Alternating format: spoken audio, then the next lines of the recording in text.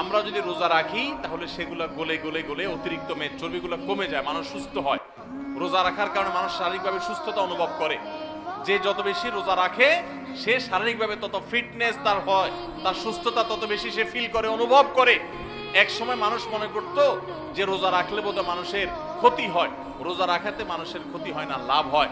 মানুষ খেয়ে অসুস্থ হয়, না খেয়ে অসুস্থ হওয়ার চাইতে খেয়ে অসুস্থ হওয়ার পরিমাণ বেশি।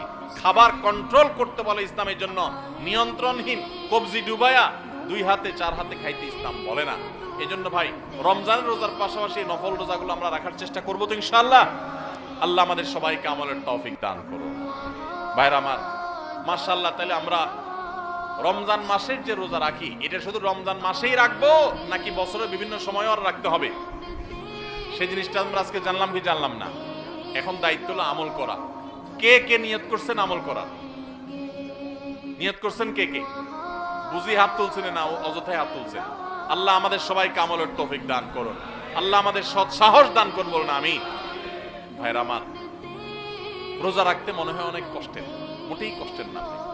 সামান্য একটু হয়তো প্রথম প্রথম একটু 2-4 দিন কষ্ট হবে। আপনার যখন অভ্যাস হয়ে যাবে, যারা নিয়মিত নফল রোজা রাখে চাঁদের 13, 14, 15 সম বিশুদ্ধ বা জিজ্ঞেস করে দেখেন, কোনো কষ্ট অনুভব হয় না তাদের, বরং আরো ভালো অনুভব করেন, ভালো ফিল করেন তারা। তাহলে ইমানদার নিজের খাদ্য চাহিদা এগুলোকে সে নিয়ন্ত্রণ করতে শিখবে। চেষ্টা করবো না আমরা সবাই ইনশাআল্লাহ। বিশেষ করে যেই মাসে আমরা আছি, শাওয়াল মাস, এই শাওয়ালের 6টা রোজা সম্পর্কে কিছু কথা না বললেই নয়।